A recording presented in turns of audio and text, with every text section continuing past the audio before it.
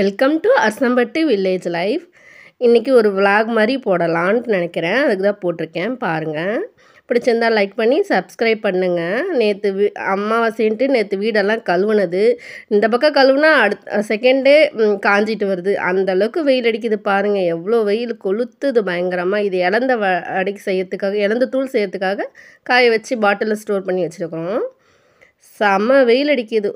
எல்லா ஊர்லேயும் அப்படி தான் இருக்கும்னு நினைக்கிறேன். பசங்க ஸ்கூல் லீவுனால எப்படி காலை அகட்டி வச்சுக்கிட்டு டிவி பார்க்குறானுங்கன்னு பாருங்கள். எப்போ பார்த்தாலும் அந்த போகோ சேனல், நெக்கு அதை தான் பார்த்துட்ருக்கானுங்க. நெல்லிக்காய் இருக்குன்ட்டு பாதி சாப்பிட்டானுங்க பசங்க. சரி, மீதி நம்ம ஸ்கூல்லலாம் ஸ்கூல் வெளியெல்லாம் சாப்பிடுவோம் இல்லையா, அந்த மாதிரி ஊறுகாய் போடலான்ட்டு உப்பு, மிளகாத்தூள், மஞ்சத்தூள், பெருங்காயத்தூள், நெல்லிக்காய் போட்டு குளிக்க வச்சா செம்ம டேஸ்ட்டாக இருக்கும். ஒரு அரை ஸ்பூன் சர்க்கரை போடுங்க. ஒரு அரை ஸ்பூன் சர்க்கரை போட்டு செஞ்சிங்கன்னா செம்ம டேஸ்ட்டாக இருக்கும். பாத்திரம்லாம் நிறையா இருந்தது வளர்க்கறதுக்கு. அப்புறம் சாயங்காலம் டைமு தவிடெல்லாம் போடலாமேன்ட்டு தீவனம். என்னடா தண்ணி வைக்காம வெறும் தீவனமாக போடுறோம் பார்க்குறீங்களா? இல்லை, தண்ணி பின்னாடி வைப்பேன் பாருங்கள். சரி, கண்ணுக்குட்டிக்கு போட்டுட்டு மாட்டுக்கு தண்ணி வச்சு தீவனம் போடலான்ட்டு தவிடு தீந்துச்சு, ஆனால் தீவனம் போடுறேன். இதோ பார்த்தீங்களா, பக்கெட்டில் இந்த மேடம் ஒரு இதில் தீவனம் வைக்கணும், ஒரு இதில் தண்ணி வைக்கணும். மேடம் அந்த அளவுக்கு கற்றுச்சிருக்காங்க அவங்க. சரி, இன்றைக்கி பாதாம் பால் நேற்று போட்டு கொடுத்தேன். பசங்க நல்லா விரும்பி குடித்தானுங்க. சரி, பாதாம் ஊற வச்சு பாதி அவனுங்க வயிற்றுக்கும் பாதி பாதாம் பாலுக்கும் ஒரு 50 கிராம் இருக்கிற அளவுக்கு பாதாம் ஊற வச்சுருக்கேன். பசங்க 2 பேருமே உட்காந்து பொறுப்பாக உரிக்கிறானுங்க. ஏன்னா அவனுங்களுக்கு தானே தேவைப்படுது பாதாம் பால். அப்படியே சாப்பிடுவானுங்க, அப்படியே 1, 2 எடுத்து. உங்கள் வீட்டு சுட்டீஸுக்கெல்லாம் இந்த மாதிரி வேலை வைங்க. ரொம்ப நேரம் ஊறிச்சுனாலும் கை ஊறி போகுது, பார்த்து செய்யுங்க. ஒரு 10 பருப்பு உரிச்சோன்னா நம்ம மீதிலாம் நம்ம உரிச்சிக்கலாம். இல்லைன்னா சளி இரும்பல் பிடிச்சா போக மாட்டேங்குது வெயிலுக்கு. தேங்காய் பால் குடித்தா அந்த தொண்டை வலிக்கு கொஞ்சம் நல்லா இருக்குது. குடிச்சு பாருங்கள் காலையில்.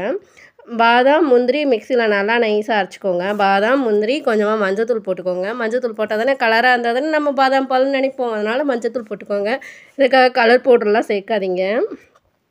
தேவையான அளவு தண்ணி ஊற்றி நல்லா பைன் பேஸ்ட்டாக அரைச்சிக்கோங்க. 1, 2 இல்லைனாலும் பரவாயில்ல. வாயில் கடிப்படுறப்ப செம டேஸ்ட்டாக இருக்கும். 1 லிட்டர் பால் நல்லா காய வச்சுக்கோங்க. காய வச்சுட்டு இந்த பாதாம் முந்திரி பேஸ்ட் எடுத்து அதில் கலந்துக்கோங்க. தேவையான அளவு சர்க்கரை. 1 லிட்டருக்கு இந்த ஸ்பூனில் 20 ஸ்பூன் இல்லை 25 ஸ்பூன் சரியான அளவாக இருக்கும். உங்களுக்கு தேவையான அளவுக்கு போட்டுக்கோங்க. சர்க்கரை கூட்டியோ குறைச்சியோ போட்டுக்கோங்க. நல்லா கலந்து விட்டுட்டு சூடாக குடித்தா தொண்டைக்கு இதமாக நல்லாயிருக்கும். இதே சில்லுன்னு சாப்பிட்டாலும் வெயிலுக்கு இதமாக இருக்கும். எப்படி நமக்கு இஷ்டமோ அப்படி சாப்பிட்டுக்கலாம். ட்ரை பண்ணி பாருங்கள், செம்ம டேஸ்ட்டாக இருக்கும். கலந்தோடனே கொஞ்சம் சூடாகவே இருந்தது. பசங்க ஆளுக்கு ஒரு டம்ளர் குடிச்சிட்டானுங்க. சரி, நைட்டு என்ன வழக்கம் போல் சமைக்கணுமே. ஒரு 3/4 டம்ளர் ரவை இருந்தது. சரி, இட்லி வைக்கலான்னு நினச்சேன். ரவா இட்லி மூடு மாறி போச்சு. அப்புறம் உப்புமாவாக கிண்டிட்டேன். ரவை 3/4 டம்ளர், 1 1/4 டம்ளர் சேமியா, 2ம் நல்லா வறுத்துக்கோங்க. வறுத்துட்டு ஓரளவுக்கு 2மே வறுத்தது தானே, வறுத்த ரவை தானே கிடைக்கிது இப்போலாம். அதே மாதிரி சேமியாவும் வறுத்த சேமியா தான். ஒரு 2 3 நிமிஷம் சூடு ஆகிற அளவுக்கு வறுத்துக்கோங்க. வறுத்துட்டு ஒரு பாத்திரத்தில் ஒரு தட்டில் மாற்றிக்கோங்க. அதே வானலில் ஒரு 2 ஸ்பூன் எண்ணெய், கடுகு, உளுத்தம்பருப்பு, கடலைப்பருப்பு, தேங்காயும் மிளகாவும் காரத்துக்கு ஏற்ப மிக்சியில் அரைச்சிக்கோங்க. வெங்காயம்லாம் சேர்க்க தேவையில்லை. அமாவாசைக்கெலாம் வெங்காயம் சாப்பிடாதவங்களுக்கு இந்த மாதிரி செஞ்சு பாருங்கள். வெங்காயம் பூண்டெல்லாம் சாப்பிட மாட்டோம்ல சிலர். 1 டம்ளர் ரவைனா 2 1/4 தண்ணி வச்சுக்கோங்க. சேமியா 1, அப்புறம் 3 1/4 வச்சுக்கோங்க தண்ணி. நான் கொஞ்சம் சேர்த்து வச்சுட்டேன். நான் கொஞ்சம் கெட்டியாக அந்த மாதிரி இருந்தது, ஆனால் நல்லா தான் இருந்தது. தண்ணி நல்லா கொதித்த பிறகு அந்த தேங்காய் பேஸ்ட் எடுத்து, தேங்காய், பச்சை மிளகாய் மிக்சியில் அரைச்சிருக்கோம் இல்லையா, அதை எடுத்து போட்டுட்டு ஒரு 2 நிமிஷம் கொதி வந்த பிறகு ரவை எப்பயும் போட்டு கலருவோம்ல, அதே மாதிரி கலந்துக்கோங்க. நல்லாயிருக்கும் டேஸ்ட்டு. ஒரே மாதிரி செஞ்சு போர் அடித்தா இந்த மாதிரி மாற்றி செய்யுங்க. வீடியோ என்னால் எடுக்க முடியல, ஒரு கையில் வச்சுட்டு பையனை கூப்பிட்டேன். அவன் கலந்தான். நான் ரவையும் சேமியாவும் கலந்துக்கிட்டு இருக்கேன். லாஸ்ட் டைம் தக்காளி உப்புமாவுக்கு அப்படியே போட்டால் லைட்டாக கெட்டியான மாதிரி இருந்துச்சு. அதனால் இந்த வாட்டி நான் பையனை கூப்பிட்டு அவன் கலந்து விட்டான். பசங்க யூகேஜி முடிச்சுட்டு ஃபஸ்ட் ஸ்டாண்டர்ட் போகிறாங்க. பொண்ணாக இருந்தேன்னா பையனாக இருந்தான்னா நம்ம இப்போயே வேலை கற்றுக் கொடுத்தோம்னா அவங்களும் ஈஸியாக என்ஜாய் பண்ணி செய்வாங்க. நம்ம ஒன்றுமே செய்யாமல் அப்புறம் பிள்ளைங்க செய்யலைன்னு அவங்க மேலே குறைப்பட்டோம்னா ஒன்றும் பண்ண முடியாது. நல்லா வெந்த பிறகு ஒரு 5 நிமிஷம் ஆஃப் பண்ணிவிட்டு ஒரு 5 நிமிஷம் கழித்து எடுத்தோம்னா நல்லா உதிரி உதிரியாக வரும்.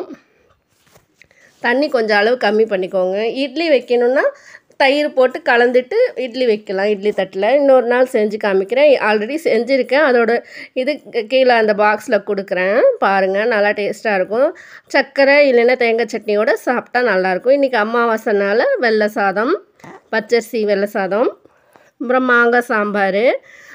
மாங்காய் சாம்பார் நான் செய்கிறப்ப வீடியோ எதுவும் எடுக்கலை. அதனால் பருப்பு, மாங்காய், உப்பு, மஞ்சத்தூள், மிளகாத்தூள், கொஞ்சமாக வெல்லம் எல்லாம் குக்கரில் போட்டு ஒரு 3 சவுண்டு விட்டு எடுத்திங்கன்னா வெந்த பிறகு தாளிச்சிட்டோம்னா செம டேஸ்ட்டாக இருக்கும். வெங்காயம்லாம் சேர்க்க தேவையில்லை. இன்றைக்கி அமாவாசைனால தக்காளி ரசம் வச்சேன்.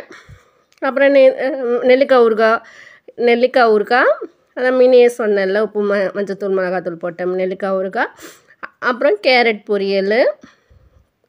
பொரியலில் பச்சடி. கேரட் நல்லா துருவிட்டு உப்பு போட்டு நல்லா பிசைஞ்சிட்டு கடுகு உளுத்தம்பருப்பு பச்சை மிளகாய் போட்டு கருவேப்பிலை போட்டு தாளிச்சிக்கோங்க. அப்புறம் கொஞ்சமாக அரை எலுமிச்சம்பழம் போட்டு செஞ்சிங்கன்னா நல்லா டேஸ்ட்டாக இருக்கும் கேரட் பச்சடிக்கு. தயிர், வாழைக்காய் பொரியல், அப்புறம் வழக்கம் போல் மாட்டுக்கு தவிடெல்லாம் போட்டுட்டு இன்றைக்கி நெல் ஊற வச்சுருக்கறனால மரத்தூள் கிண்டிட்டு வந்தது. நல்லா வெயில் அடிக்குது, செம வெயில். நல்லா மரத்தூள் ஒரு 5-6 வாட்டிக்கு மேலே இந்த மாதிரி ஓட்டி விட்டால் தான் நல்லாயிருக்கும். அவியல் போடுறதுக்கு, அடுப்புக்கு போடுறதுக்கு நல்லாயிருக்கும். பக்கத்துலேயே கருக்காய் இது, அதையும் ஓட்டி விடணும். அப்போ தான் நாளைக்கெலாம் நெல் பதர் காயுது, அதையும் ஓட்டி விடணும். இன்றைக்கே காய்ஞ்சால் தான் நாளைக்கு அல்றதுக்கு நல்லாயிருக்கும். இல்லை நாளைக்கு நெல் கொட்டியிருக்கிறப்ப கருக்காய் காயாது. என்ன ஒரு சாக்கு தான் வரும். அப்புறம் நெல் கொட்டியிருக்காங்க.